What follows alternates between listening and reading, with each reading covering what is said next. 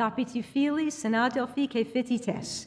Ime ibon noesco diathintria tis Americanicis scholis classicons spudons sin Athena, ke ine haramu nasas kalos orizo apopse sin dialexi, the early Greek Protome Griffin, Orientalizing Pastiche, or New Life Form.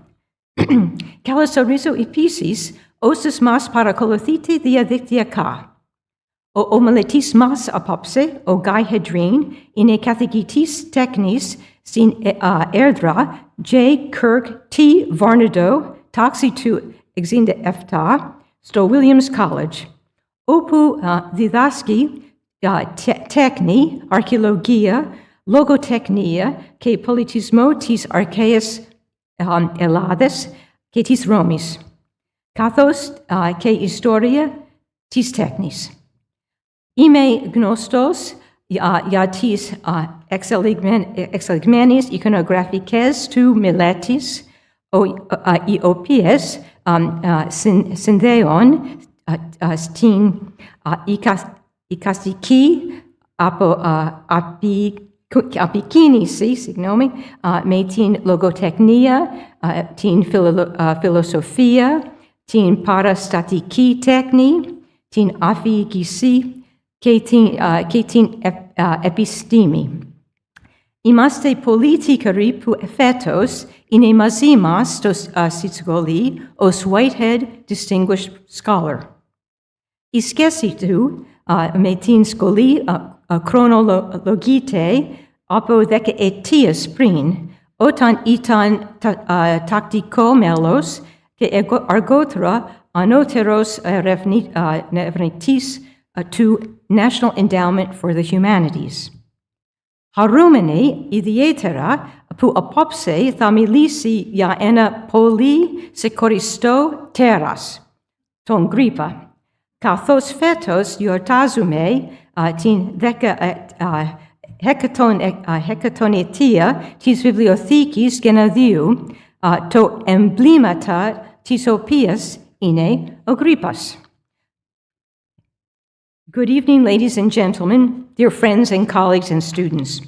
I am Bana Westcoat, Director of the American School of Classical Studies at Athens, and it's my pleasure to welcome you tonight to the lecture, The Early Greek Protome Griffin, Orientalizing Pastiche or New Life Form.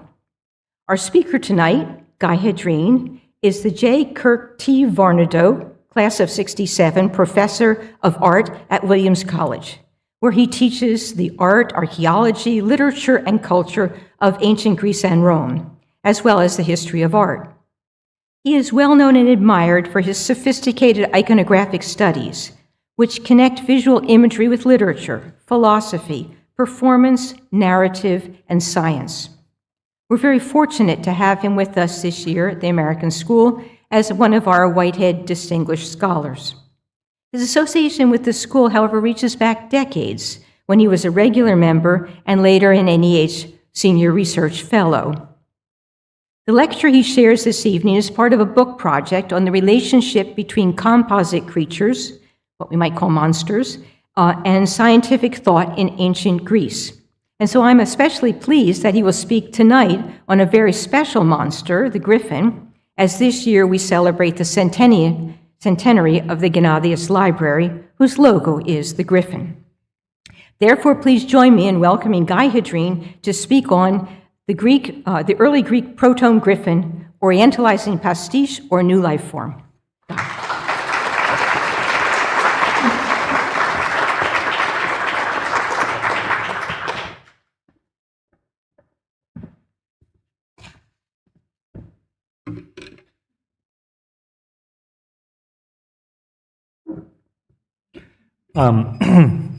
First of all, thank you all for coming. It's very kind of you to come and to hear my talk. And I just have a few other people to thank first. Bana, could thank you for many things like running this school, but really I want to thank you for having me on the trip to Samothrace.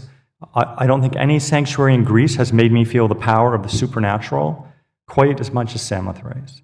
And that has a lot to do with the way you helped us to visualize this site, while at the same time preserving something of its mystery.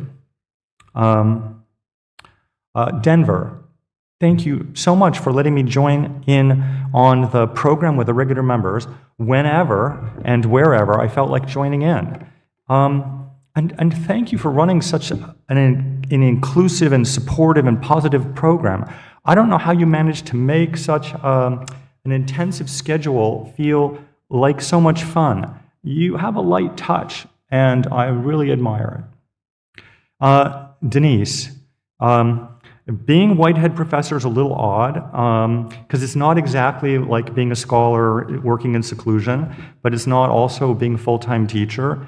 Being a Whitehead is a little bit like being a pirate in the sense that there are more what you'd call guidelines and actual rules, and I really appreciate having you to discuss these guidelines with. The staff, wow. The staff of the American School is too large and too amazing to thank individually. I mean, where would I begin? With Ashley's playlist and the complete 20-minute version of Inagata Vita, it would go on for too long. I'm in awe of how well this place is run and also how supportive and kind everyone who works here is. And finally, the members. And here I mean the regular members as well as the second year or advanced members. Yeah, I have many specific things that I could thank you for, but really, I just want to say this: nothing has made me feel better about the state of the field that I work in than spending a year with you. You are all completing dissertations during a time which I guess I would politely describe as considerable uncertainty, and yet here you are, passionate about what you are studying, curious about each other's fields, immensely supportive and patient, and just positive about pretty much everything you do. And most of all, you make me feel as if you think we are all in this together, and that was just really great. So thank you. Okay, now, let's see.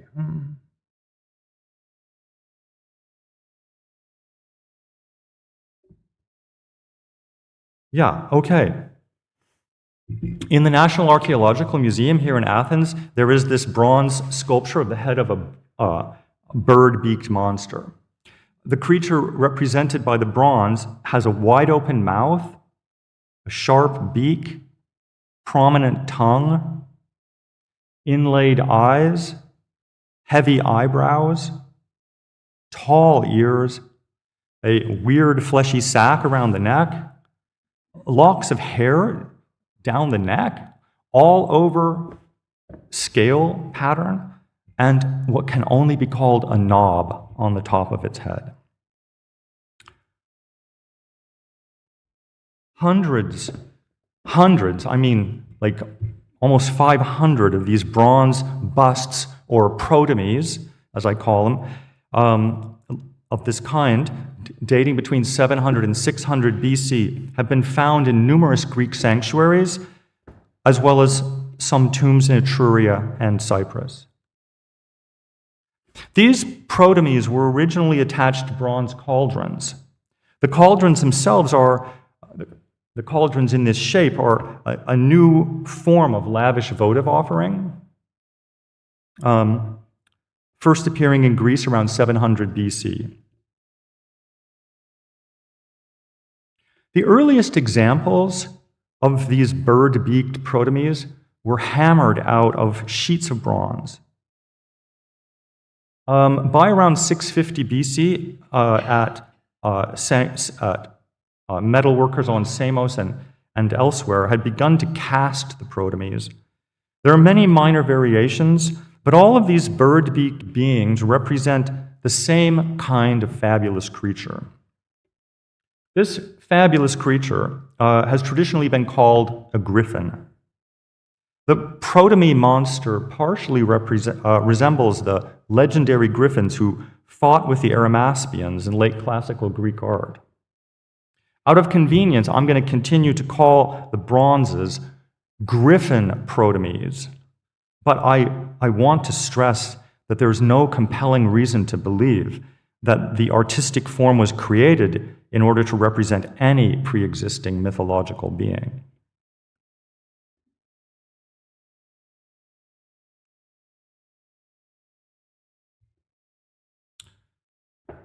The Griffin protomes are important, both technically and conceptually.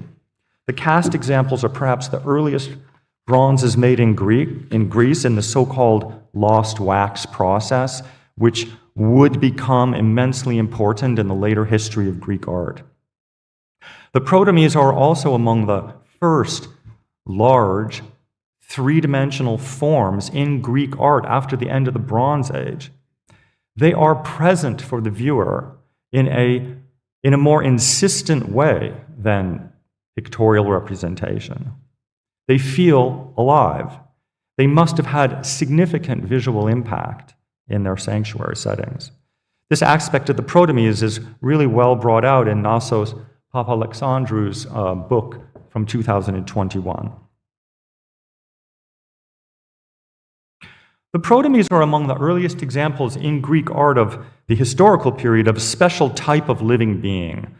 That is, a being composed of parts of more than one familiar existing species. These are what I call composite creatures. There are many examples of such beings in Greek art, including the centaur, the sphinx, Scylla, and the minotaur. Artistic representations of composite creatures are generally understood either to be purely decorative in intention or to form part of narrative representations of heroic deeds. So during my time at the American School, I've been working on an alternative interpretive approach to the representation of these composite creatures. I've been studying them in relation to Greek and Roman texts concerning the nature of living beings. Those texts pose questions that I believe can meaningfully be asked of these visual representations. Why do animals occur on Earth only in a limited number of forms, which we call species? How did animal species come about? Were there at some earlier point in time species of living beings that no longer exist and thus went extinct? And if so, why did that happen? Is it the particular combination of parts that makes some animals viable and some animals impossible? Last year, I had an opportunity to discuss some of those texts here from this very podium. This year, I'm going to focus on several art historical problems.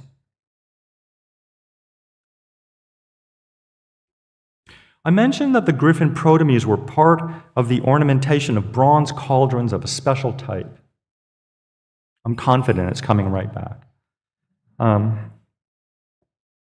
Cauldrons of this type have been found outside of Greece in earlier contexts, at Gordion in Phrygia, and even further east in the Lake Van region of eastern Anatolia. These Eastern cauldrons have handle attachments that take the form of human-headed birds, sometimes called sirens. Cauldrons with siren handles have been found in Greece. Come on.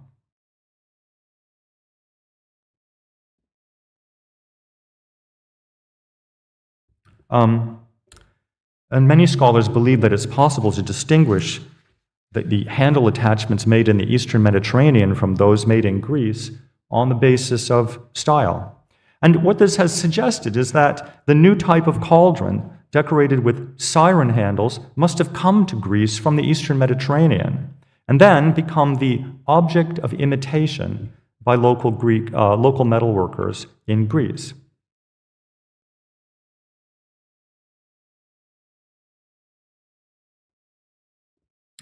Many scholars have thought that the Griffin protomes must have come to Greece in the same way, especially as they sometimes appear together with siren handles on the same cauldron, like this early example from Olympia.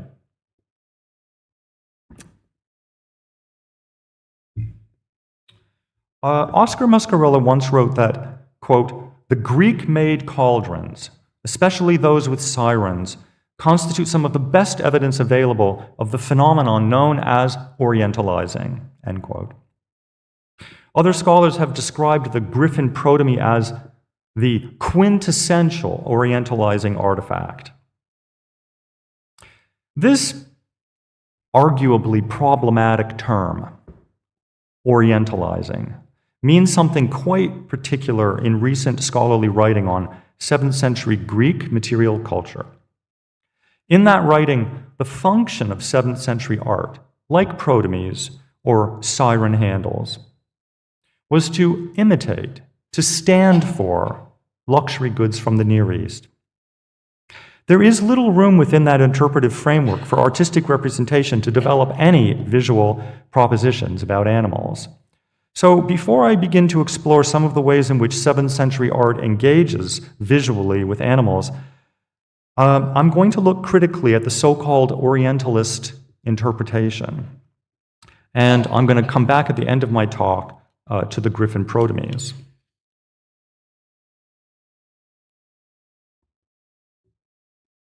In the 19th century, a style of art appearing in Greek and Italian contexts dating to the 7th century BC was singled out as special.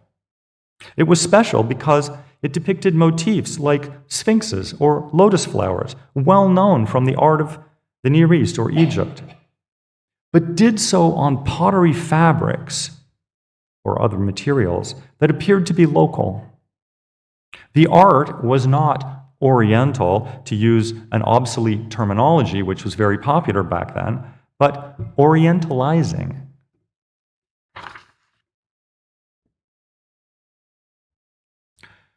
Not long after, it was recognized that a similar process of appropriation and assimilation was also occurring intensively during the Bronze Age, with motifs, ideas, techniques, and of course, actual art objects and probably artisans moving east and west between the Aegean and the Eastern Mediterranean.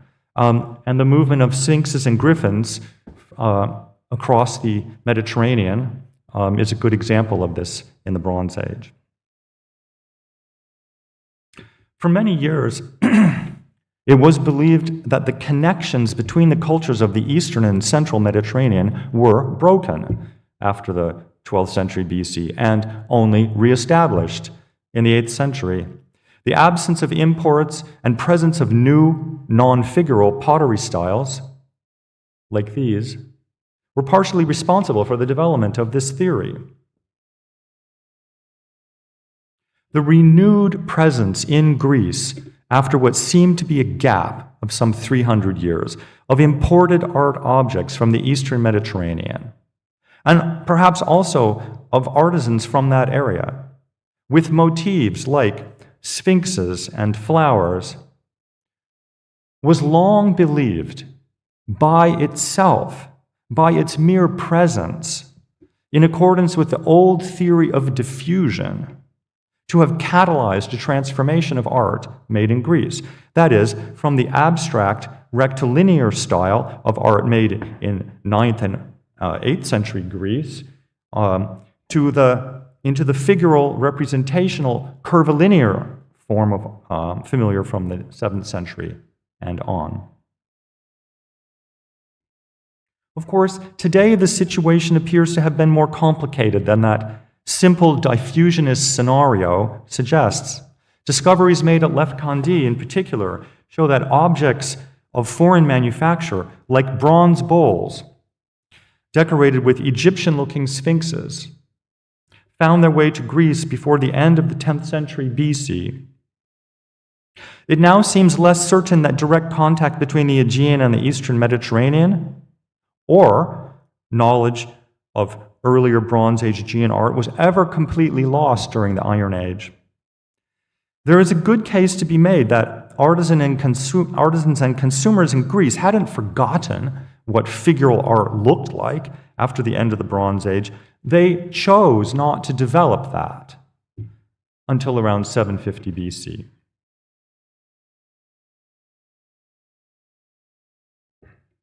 Ian Morris recognized this problem And I'm going to read a quote. Neither the Greeks nor any other Mediterranean peoples automatically responded to more frequent contact with the East by emulating it. He argued that the art of the Eastern Mediterranean became of special, self-conscious interest to one particular group of people within the emerging city-states of the 8th and 7th centuries BC. This is a social group that he called elitists. Elitists competed with another social group, equally wealthy, but differing in ideological outlook, which he called middling. What differentiated elite and middling values was, among other things, differing opinions on the desirability of luxury goods from foreign places. The primary evidence advanced in favor of this theory was archaic lyric poetry, where one can find strong opinions for and against foreign things. Morris contrasted Sappho, who exclaimed, "I love luxury," and Phokylides. Phokylides claimed that living in a small, well-ordered city on a hill is better than living in silly Nineveh. Sappho and Alcman were obsessed with Lydian headbands, the pride of dark-eyed girls, Alcman says. Meanwhile, Xenophanes wrote that the people of Colophon learned useless luxury from the Lydians. And a carpenter in Archilochus famously said, "The possessions of Gyges are nothing to me."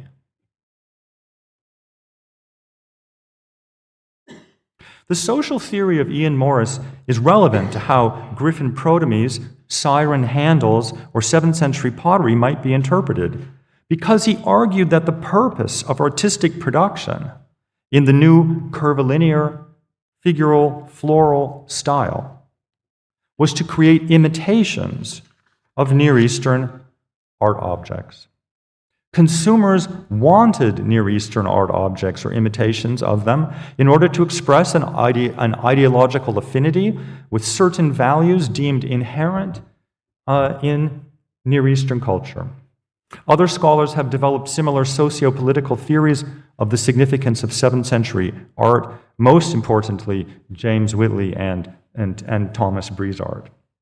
And it's fair to say that this kind of interpretation is dominant approach today. So there is not time to offer a thorough analysis of the Morris school of interpretation. And here I just have to keep reminding you, we're talking about Ian Morris, not Sarah Morris, also writes about all of this stuff, but in a very different way. So I will focus on 2 points that are particularly relevant to my work. The first point is that Morris wrote about what he called locally made Orientalizing imitations, as if they were more or less interchangeable as luxury goods with genuine imported objects from the Near East, such as metal bowls of the sort found at Lefkandi, Delphi, and other sites. He did not analyze visually any locally made Orientalizing imitations, like this wild goat-style jug probably made at Miletus. He simply categorized all pottery objects and other minor arts as Orientalizing imitations if they were not in the traditional geometric style of the earlier period. He never posed the question, how closely do locally made art objects resemble imported goods? Or the question, if they do not imitate imported goods perfectly, then how would local consumers have understood the stylistic deviations? The second point that I want to discuss is that Morris and others believe that artistic motifs of likely Near Eastern origin, such as sphinxes or lions, continued to retain their associations with the Near East for a considerable amount of time after their incorporation into artistic practices and production in Greece. Brizard and Whitley acknowledge that there was a point when motifs like sphinxes or lions no longer primarily functioned as symbols of the Near East for most consumers or artists, but they were vague about when, how, or why motifs were no longer Near Eastern, and now local in significance. 80 years after their first appearance in Greek art, in art made in Greece, the Sphinx and lion on the famous Kiji vase of 640 BC, would these still primarily, if not exclusively, have signified the Near East? So let's consider both of these points by looking at a couple of examples. First, is the concept of imitation really the most meaningful concept in the case of 7th century art?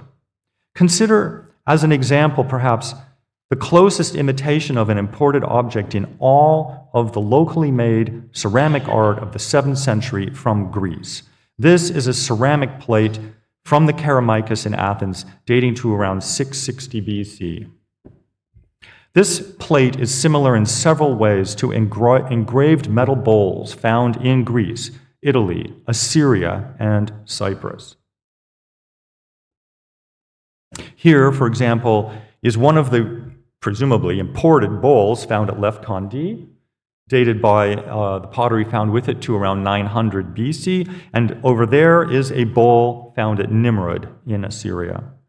In the center of the bowl from Lefkandi is an engraved rosette, then a frieze depicting panthers and deer in a tropical landscape, then a frieze depicting pairs of sphinxes arranged around stylized trees. On the bowl from Nimrud, on the right, there were 3 friezes of animals around the rosette. Metal bowls of this sort present serious art historical problems, which I cannot go into here. Let it suffice to say that the eclectic imagery on the metal bowls resembles imagery from the art of Egypt, Assyria, and North Syria, and that these bowls are widely believed to have been made somewhere on the Levantine coast, but there is no certainty. The ceramic plate from the Kerameikos resembles the bronze bowl from Lefkandi in the organization of its decoration. It also has a painted rosette in the center, around which is arranged 2 figure friezes. The inner frieze depicts an assortment of different animals, including dogs, hare, panther, lion, deer, and even an exotic griffin. The outer frieze depicts bulls, cows, and calves. Particularly important is the decorative motif of the cow, turning its head around in order to lick its calf, which is nursing. This motif is well known in the art of the Eastern Mediterranean as well as the Aegean Bronze Age, and there was at least one metal bowl imported to Greece. It's too poorly illustrated, published for me to illustrate, that depicts 4 cows licking their suckling calves. On this clay plate, incision was used extensively for the outlines and many parts of the animals. You might note especially the amount of incision used for the animal whirl on the bottom of the plate. The amount of incision is unusual. It sets this plate apart from other Proto-Attic vase painting, which does not begin to exhibit the same amount of incision until fully 1 generation later. The lavish incision has been interpreted by some scholars as imitation of the technique used to engrave metal bowls. Glenn Markowey summed up the argument for imitation in this way. All in all, these correspondences point to one inevitable conclusion, that is, that the Proto-Attic pottery dish is a deliberate interpretation of a Phoenician metal original. And that is true, but of course, the clay plate is not indistinguishable from whatever bronze bowl served as one of its sources of inspiration. This is an imitation in clay of a vessel made out of bronze. And this fact can hardly have gone unnoticed. Indeed, it's reasonable to think that the differences in material were an intentional part of the artistic proposition of this plate, just as much as was the imitation of the imported bowl. The plate invites us to admire the skill entailed in translating the shape and intricate decoration of a metal bowl into the medium of clay. Pointing in the same direction is the lavish use of incision in the decoration of this vase. Look at the amazing bouffant manes of the horses in the animal world. There is so much incision here, and it calls so much attention to itself that it registers not merely as a means of articulating forms in a metalworking technique. It also registers as a form of artistic, expressive virtuosity. And my point is, any viewer of this plate who starts paying attention to the innovative translation of a metalworking tradition into clay and to its expressionistic mobilization of incision is no longer seeing the vase simply as an imitation of the look of an imported exotic Near Eastern object. No other pottery object known to me imitates an imported Near Eastern object as closely as this one. Yet even here, the word imitation seems hardly adequate to describe the full artistic proposition. The vase illustrates a fundamental point about the nature of artistic creation prior to the development of techniques of mechanical reproduction. That is, all art appropriates techniques and motifs from earlier art. But very few works of art are simply imitations and nothing more. So let us now turn to the second point, and that is, how long did motifs like sphinxes or lions continue to function primarily as symbols of Near Eastern culture? Consider another early 7th century vase from the same funerary context in the Kerameikos as the clay plate. This vase was certainly made at the same time and out of the same clay as the plate, and Julia Rocco has persuasively argued that it was decorated by the same artist. This vase is not a replica of an imported art object. In shape, it is a Proto-Corinthian cauldron, and in subsidiary decoration, it resembles earlier Proto-Attic vases. What remains as a possible visual evocation of the lands of Egypt or the Levant are the sphinxes. On this cauldron, however, these sphinxes are special. On each side, the wings of one sphinx are decorated with small incised circles, and the hind legs are decorated with short incised lines, while the other sphinx is decorated with short dashes on the wings and circles on the hind legs. Presumably, the circles represent spots and the short incisions represent hair. Those surface treatments are familiar from the clay plate, where they mark the deer as having a short coat of hair and the leopard as having spots. I know it's not easy to see, but you can see them up at the top on the slide on the right. However, the sphinxes on this cauldron are different in one way. They're depicted as having short coats of hair or spots only on certain parts of their bodies, clearly demarcated by parallel incised lines. There's no parallel for such a distinctive treatment of the body of sphinxes in any work of art from the Eastern Mediterranean that I have seen. But this treatment does occur on a number of 7th century Proto-Corinthian and Athenian, Proto-Attic, representations of the local Greek composite creature, the centaur, where shaggy hair occurs only on the human torso and arms, but not on the horse body or legs. It's a little hard to see, but on the far right of my right-hand slide, you can see ticking all over the human body of the centaur, and also here.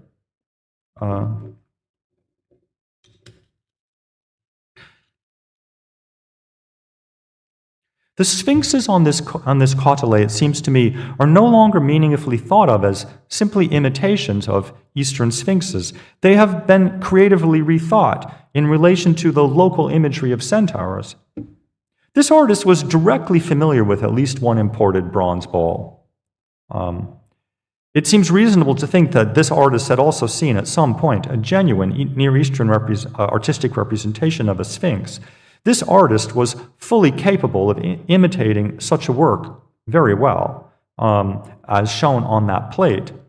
And yet the artist seems not, or no longer, to have any interest in creating an image of a sphinx, simply that people would look at and say, oh, that is a nice representation of an exotic motif from the Eastern Mediterranean.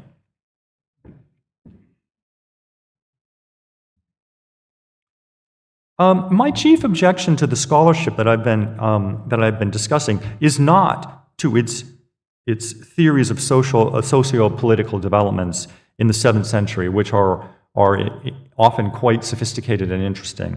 My chief objection is that the scholarship essentially claims that the meaning of material artistic objects is determined not by what each work of art allows us to see in them, but by successful theorization of the object's social or political function.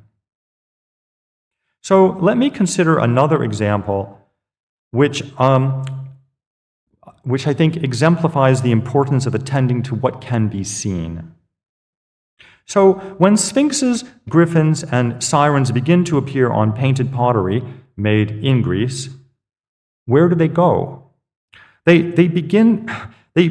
appear very often in one particular pictorial format, and this is the mixed animal frieze, which over the course of the 7th century became perhaps the most popular of all types of representational art. Animal friezes began to appear in the art found in Greece in the mid-8th century. At that time, the friezes featured many examples of a single species, like deer, goats, and birds.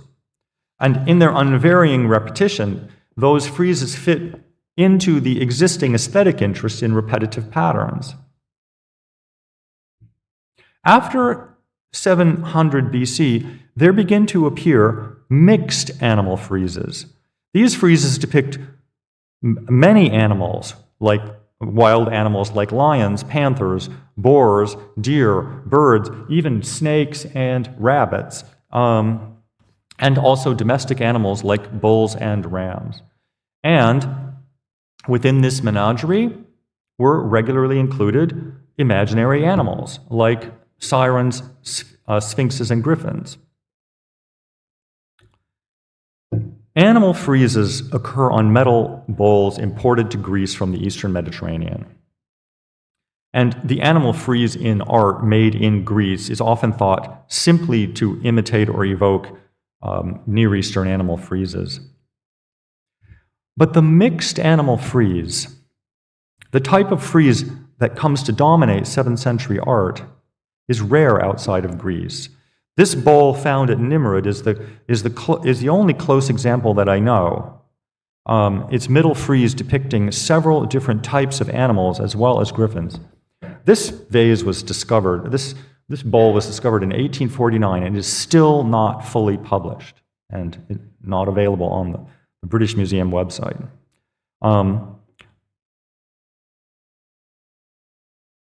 The important point is that the Near Eastern mixed animal frieze differs significantly from those made in Greece. On this cup in Nimrud, for example,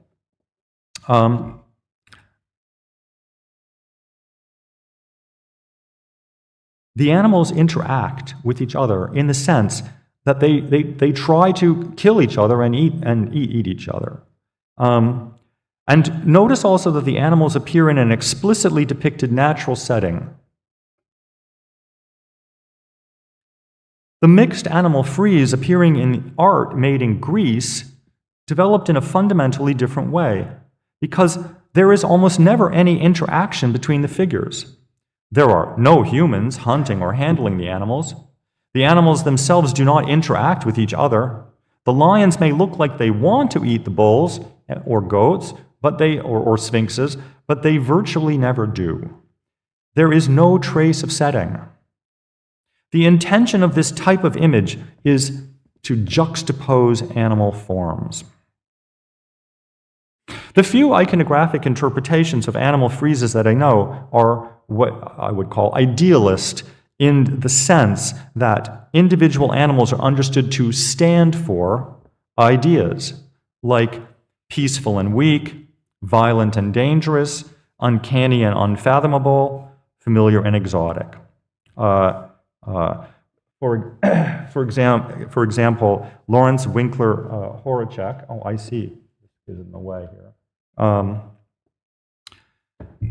suggested that because real animals and imaginary animals appear together in the animal frieze depicts a particular place within the cosmos as the Greeks conceived it, that is the so-called eschatia, that is the edges of the known world.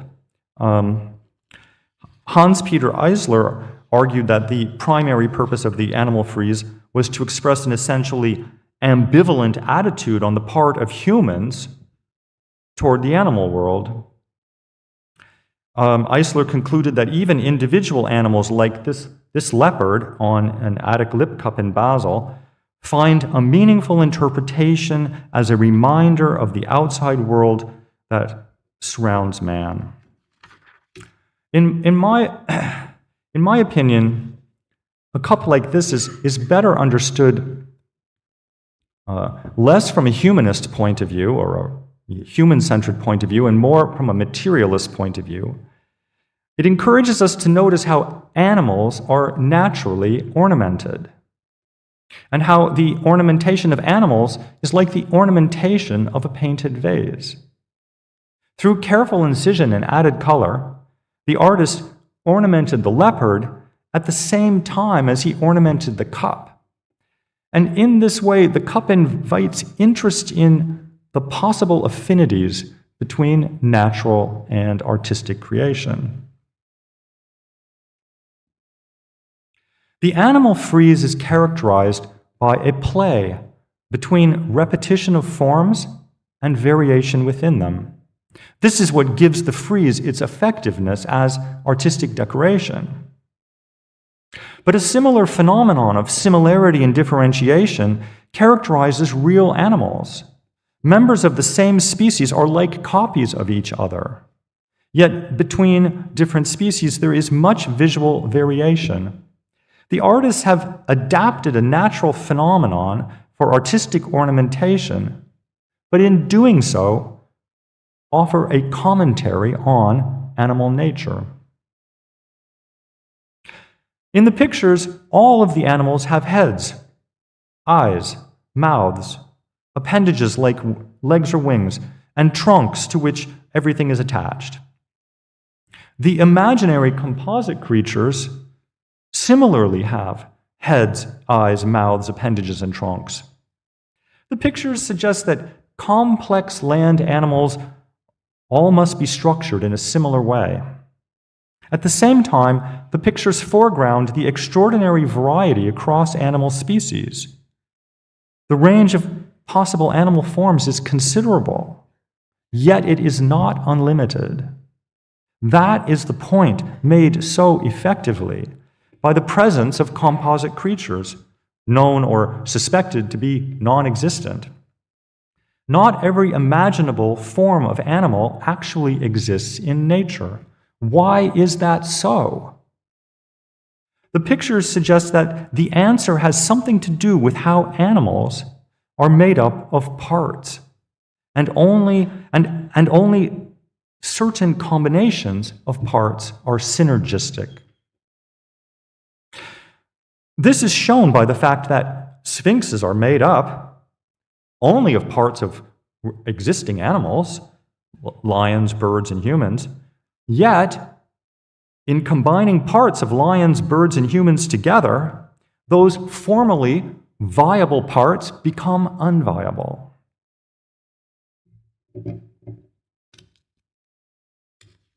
Okay, so let's return to our point of departure, the early Griffin Protome. As I noted at the beginning of my talk, some scholars have thought that the cauldron with animal or monster attachments must have originated in the Near East. And that may well be correct in general terms. But no cauldron with Griffin protomes has been found further east than the example in the middle from Salamis in Cyprus. And Hans Volkmar Hermann has persuasively shown, I think, that all of the protomes found in Greece were made locally.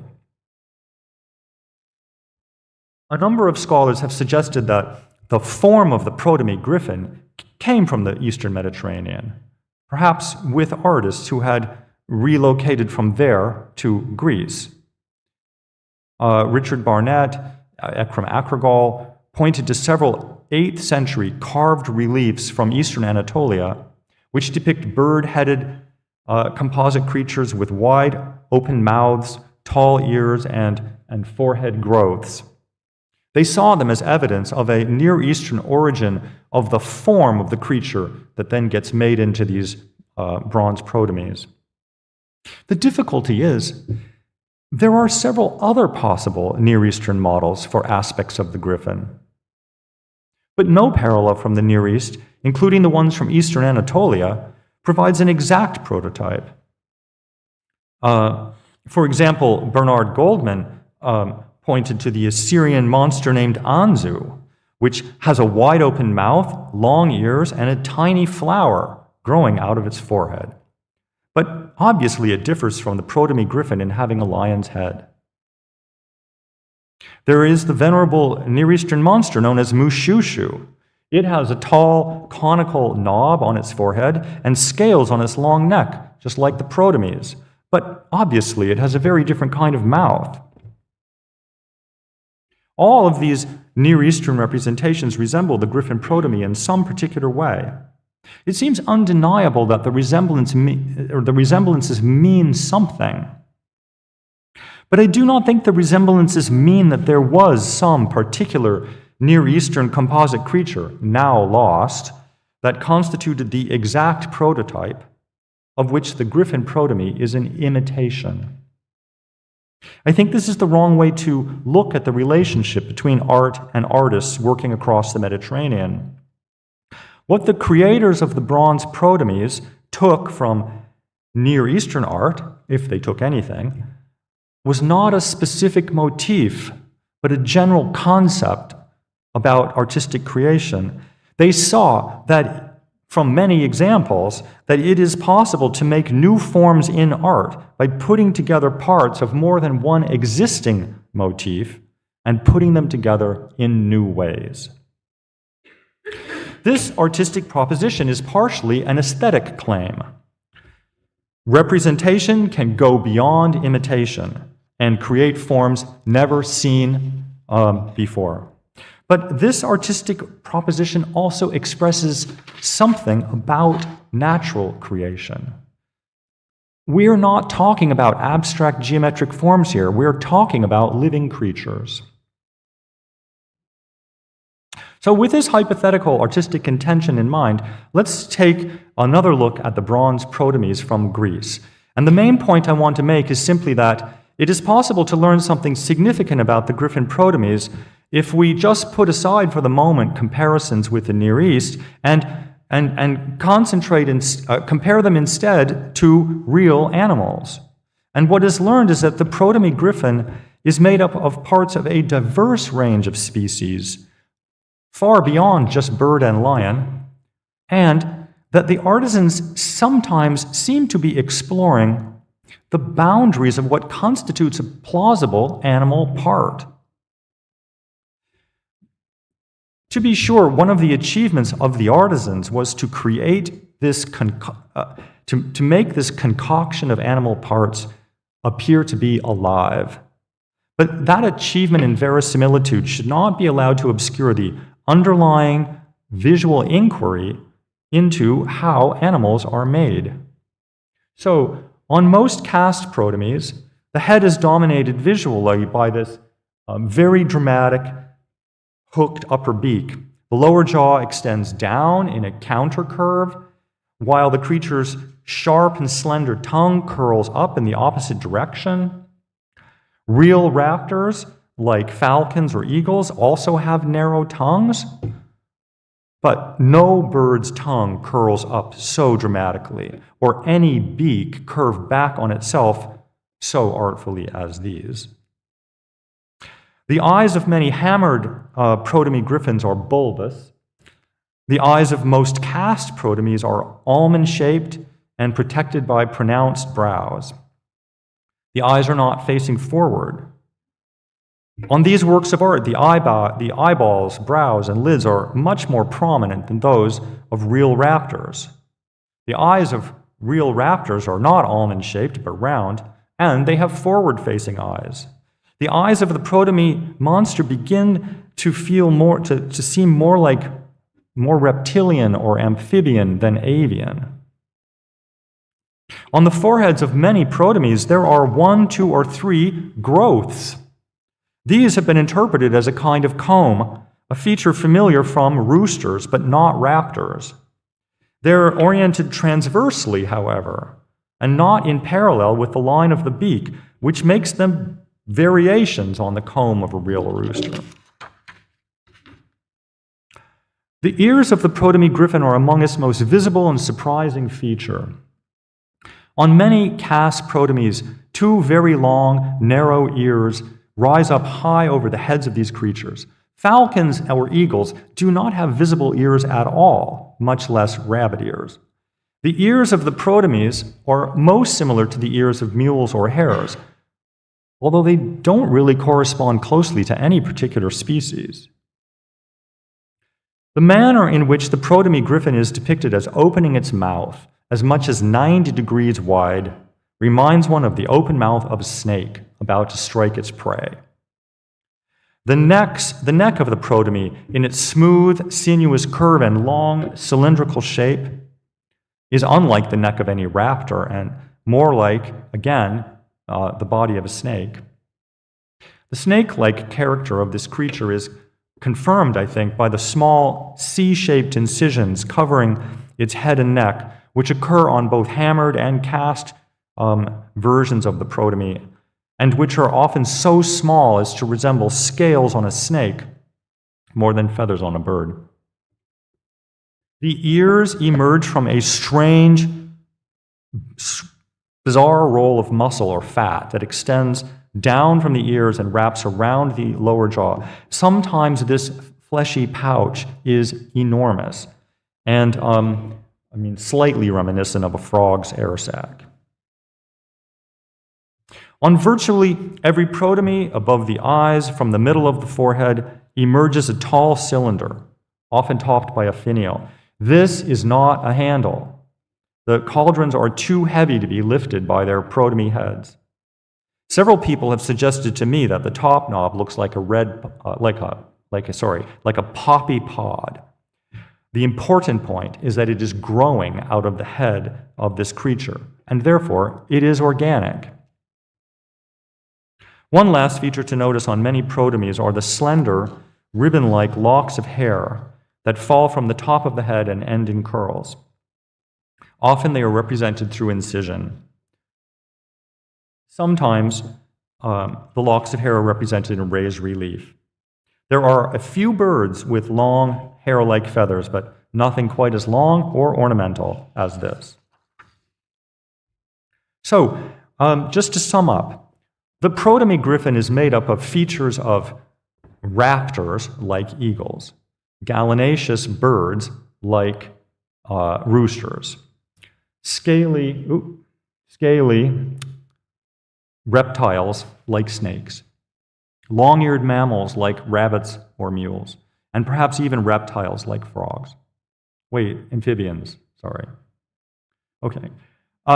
Some features of this creature seem to be exploring the limits of what can be considered an organic animal part. Truly, it is an experimental amalgamation of the parts of many real animals, more than it is an imitation of various motifs from earlier art. The power, strangeness, and suppleness of this amazing art animal do not obscure its radical experimentation with animal form. Two prominent 7th century art forms, the Griffin Protome and the mixed animal frieze, for all their differences in media and function, share an interest in the comparative juxtaposition of the forms of animals and foreground the combination of animal parts as somehow definitive of animal life.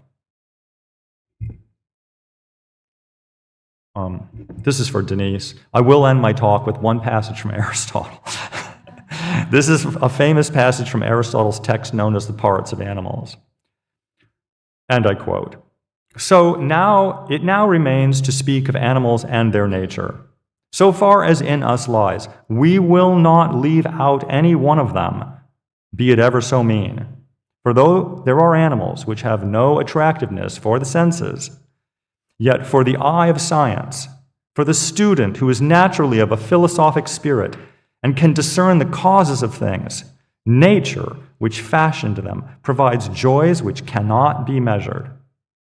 If we study mere artistic likenesses of these things and take pleasure in doing so, because then we are contemplating the painter's or the carver's art which fashioned them, yet fail to delight much more in studying the works of nature themselves, though we have the ability to discern the actual causes, that would be a strange absurdity indeed." End quote. One of the things that I hope my paper shows is that a view like Aristotle's in this passage overly restricts what can be learned from studying mere artistic likenesses of animals. Artistic likenesses are quite capable of providing a meaningful material for the exploration of the causes of things, as I hope I have suggested in the case of the Griffin Protomes and also the mixed animal friezes. But we won't be able to follow the exploration unless we actually take this art one by one and look at it carefully. Okay, thank you.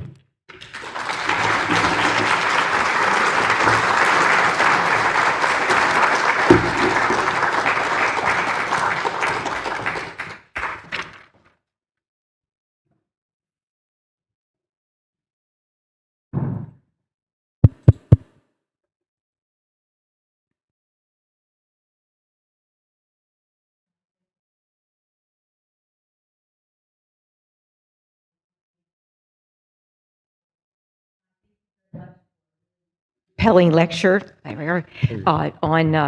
these really something of an outlier amongst the Griffin is something of an outlier amongst the composite creatures, isn't it? In having a little bit less of a story that's connected with it earlier on, therefore it makes it a great artistic enterprise to investigate from a naturalist perspective. Yes, but so I would like to open the floor to questions or comments or thoughts on the part of the audience. Here we have.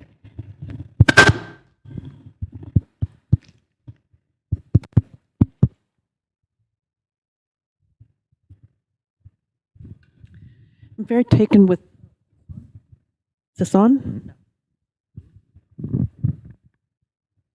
Hello?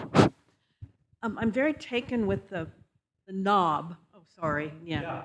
The knob with the element of an upright stem or trunk and then a spheroid thing on top of it. And you see it in Mycenaean, in the cult center at Mycenae, and I know there are other examples as well as the cult center at Mycenae. In one of the female... No, in the painting, and in a kind of head wrap polo sort of cap, and it rises up. No, it's the hair. It doesn't really show the hair. The head is wrapped, and then this thing that looks very like that comes out of the top of the head. And I'm just wondering what your thoughts might be on that.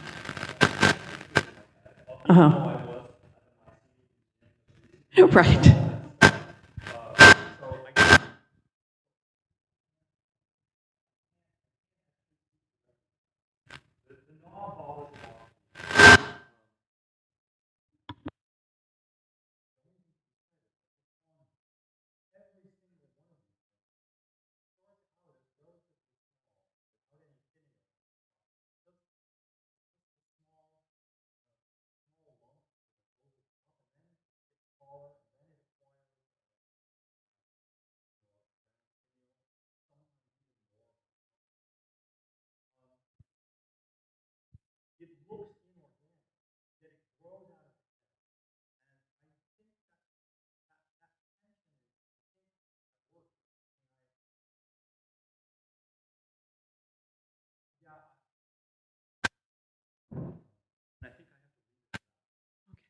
Thank you.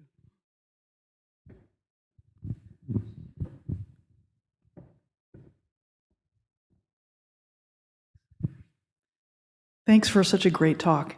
Really a lot to think about. I'm wondering about how the Sphinx fits into your observations here. The Sphinx. The Sphinx. So we have this Protome Griffin kind of creature, which is very composite and very different, and such a creative kind of invention, if you will. But what about the Sphinx? The Sphinx seems to be taken a little more as its canonical form from some of the Near Eastern antecedents. And I'm, of course, curious about this because of Thebes and the connection to the Sphinx there, and all the different kinds of sphinxes that are portrayed in art there throughout all of the ages, from the Mycenaean period on down. And I do believe that in Thebes, the Sphinx is used to show some certain local affiliation at certain times in vase painting. So how does the Sphinx work into this, if at all? Excuse me, Guy, could you speak into the microphone? Could you, so that the people online can hear? Thanks. Yes, sorry. Yeah. Yes, the Sphinx. Well, one point I would make is, first of all, that when the Sphinx enters Greek mythology, it becomes attached to a story. It becomes attached to a story about a local Greek city, that is Boeotian Thebes. It's not attached to Egyptian Thebes. At that point, the Sphinx seems completely cut off from its point of origin, right? Whatever that may be. So, the Sphinx is a complicated motif to speak about in terms of its origins, because, of course, it was immensely popular in the Aegean Bronze Age as well as in Near Eastern art. When the Sphinx reappears in Greek art, it's almost never an exact copy of anything that you can. I mean, it's very difficult to parallel it exactly with anything in the Near East. Yet it seems likely to me that this creature has traveled from. It traveled, as far as I can tell, it traveled from the east to Minoan Crete, and then to Mycenaean Greece, then back to the Near East, and then back to Greece in an interesting back and forth manner over a long period of time. Once it finds itself in Greek art, it gets incorporated into this animal frieze, and it seems to me it gets cut loose from its any particular decorative scheme that you might see in bronze bowls or on carved ivories from the East, often which have have two sphinxes flanking a fancy plant. The Sphinx does not seem to enter into. There's no evidence that this story about Oedipus and the Sphinx is any earlier than the 6th century BC, and it does not. That connection does not show up in art for way over 150 years after it first appears. Yeah, that's what I would say about the Sphinx.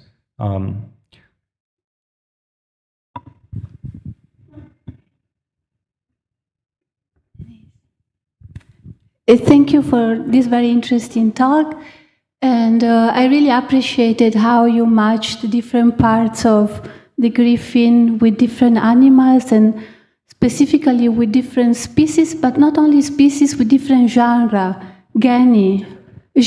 of kinds, actually, of animals. And I was wondering if in this sort of artistic hybrid that dates back to the 7th century, you see an anticipation of the distinction of animal kinds according to habitats that we see, for instance, in the doxography that relates to Empedocles and Democritus, where we see, in fact, that when life originated, different kinds originated. So there were animals of the land, of the air, and the sea. And it seems to me that the griffin, how you matched it specifically in relation to different animal kinds, combined elements of animals of the air, of the earth, and the sea.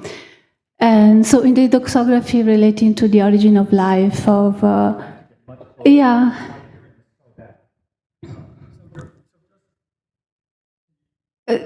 I was saying that the way you matched the different parts of the griffin body in relation to different animals, it sort of anticipates a division among animal kinds that we find in the accounts for the origin of life from the earth, wet earth warmed by the sun, in Empedocles and Democritus.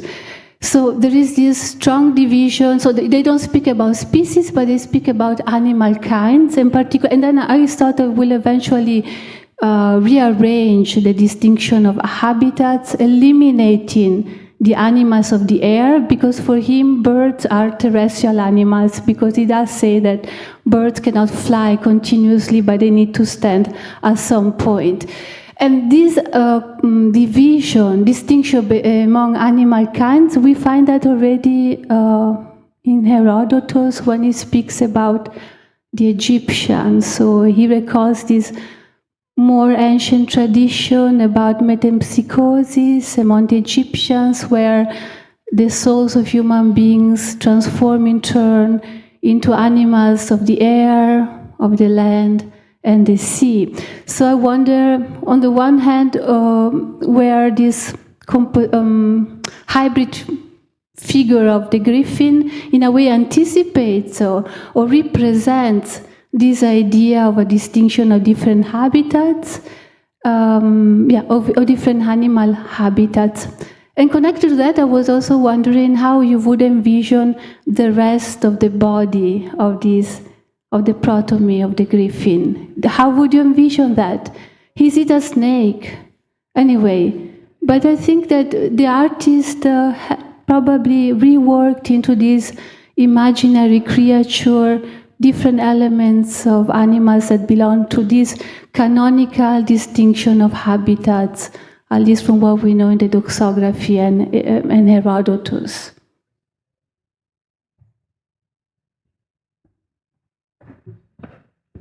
Okay, thank you very much. And I'm going to ask you later when I see you in the library for the passage in Herodotus, because I don't know that one. So I'll start with the last point. How was the griffin protome envisioned in terms of its entire body?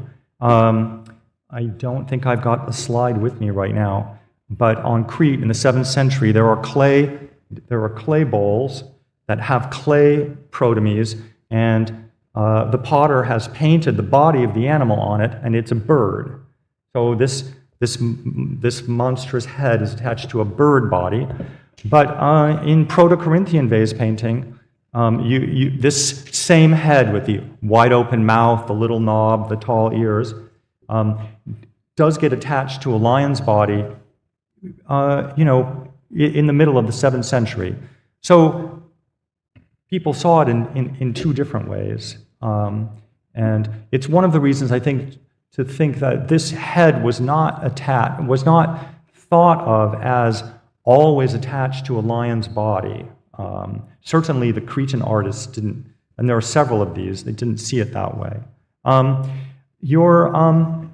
Yes, Democritus and Empedocles. Yeah, Empedocles is, I have been thinking a lot about how Empedocles' theory of the origin of species, because Empedocles foregrounds the importance of animal parts. And that seems to me to be one of the most important things that composite creatures do when they get worked in visually to representations of animals, is to suggest that the key idea here that we need to understand is that there's a finite number of parts out there, and some of them, when they come together, are synergistic. It's just straight out of Empedocles, and some of them are not, and that may be why they don't exist anymore. I would love to be able to say that Empedocles is writing in a city filled with representations like the ones that I showed you tonight. I mean, I know that was the case. He sees this stuff all the time, but it's very hard to make any direct causal connection with that. I'd like to think that these representations of animals are as much a part of the environment in which Empedocles lives as the natural environment that he's also familiar with. But obviously, I can only talk about that in a very speculative way. Habitats. The animal frieze, which I've been working on for this talk basically is all the things I've worked on since December until now, doesn't have any setting. And that seems to me part of what's interesting about them. They are almost diagrammatic in the way in which they compare animals, and they don't put them into a particular environment. And so when you mentioned birds as land animals, I thought, yes, of course, birds do fly, but in the animal frieze, they're never flying. They're always standing on the ground, just like the other animals. So anyway, I do look forward to the opportunity to discuss this with you in a little more detail, Claudia. So thank you. We have a number of questions online after Julia.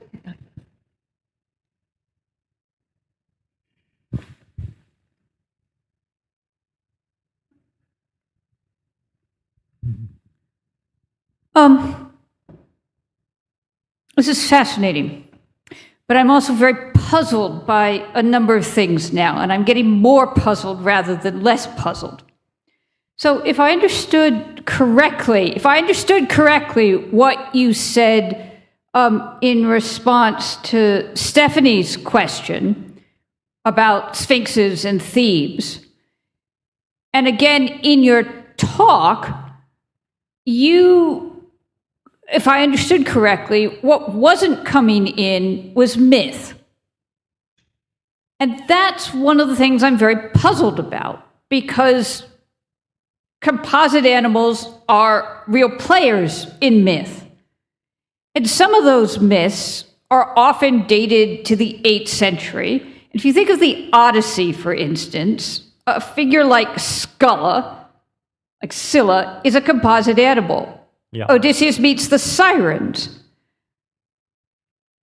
And as you rightly pointed out about both sphinxes and griffins, they exist in the Bronze Age visual world.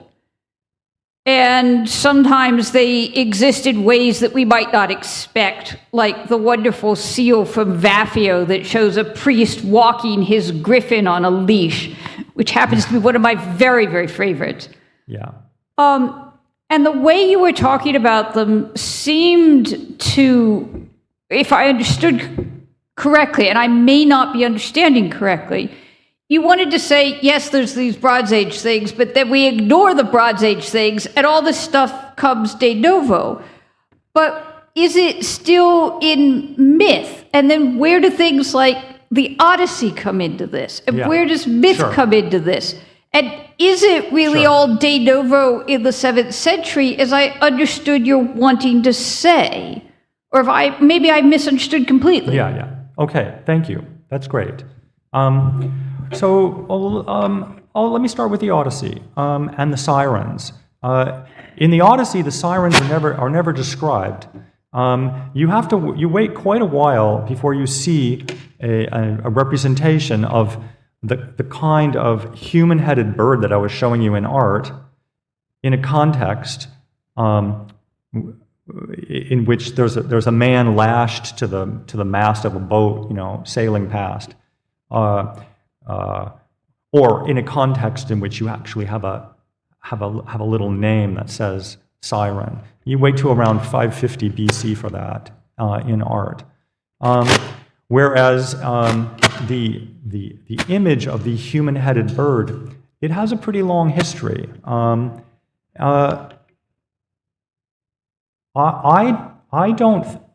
think that these visual images circulate in non-narrative contexts before they become looped into narratives. Scylla is a really interesting example. I will just briefly mention it.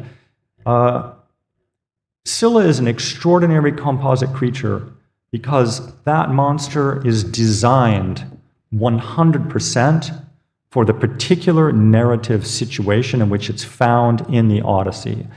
It's the shape of its body, the distance from the ground that it can reach down to the sea level, higher than anyone can shoot an arrow, where it lives.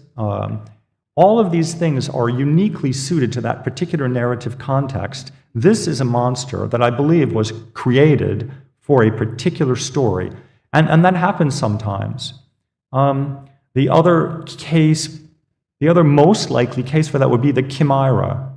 In the chimera, that's the lion with a goat on its back, coming out of its back, and the snake tail. That begins to show up in art a lot in the early 7th century, and also often in narrative scenes. However, you can find experiments in chimera-like creatures in very early Proto-Corinthian art, and even there, I wonder if the monster comes first and the story is woven around it. I guess the general point I want to make here is, I think these forms come first, and it is because they originate in the visual arts, where combining parts, putting things together, is very much a possibility and quite effective. Stories get woven around them later. The Bronze Age is a problem. Every time I give a talk, any talk about this material, people always say, you didn't mention the Bronze Age. So I have to do that. And Bobby's here too, so I really have to do that.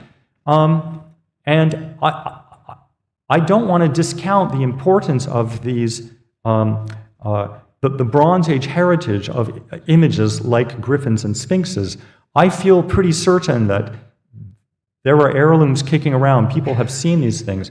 What I'm not certain about is that there's any particular mythology attached to those beings from the Bronze Age.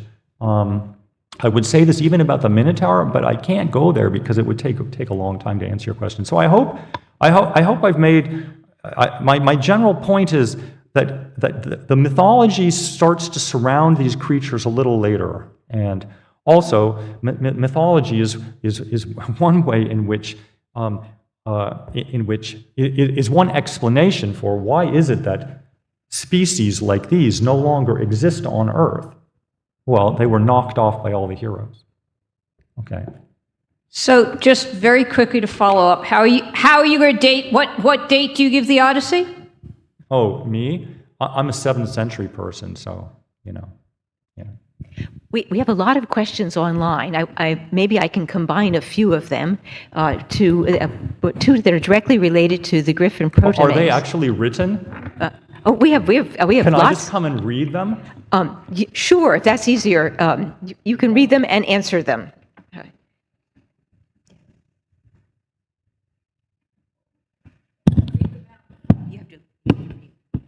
Oh, yeah.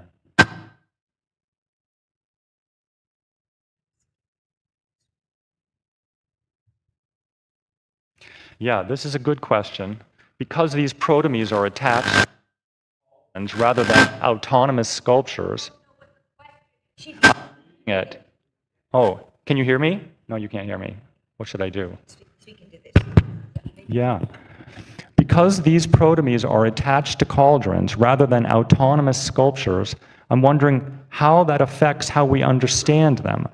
Are they functioning more like ornament or more like a kind of presence attached to the object? Presence attached to the object, I think. Yeah.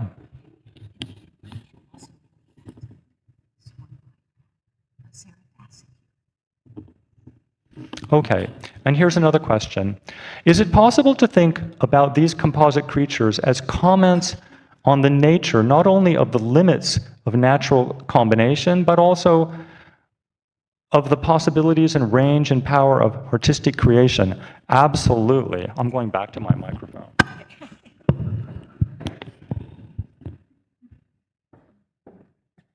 Yes, thank you for that question. I think this is very important. Where would I begin? With Horace in the Ars Poetica, the opening lines of that poem, he describes a painter putting together, the head of a human on the body of a horse, and he describes the creation of a Scylla, and then he discusses what's wrong with this kind of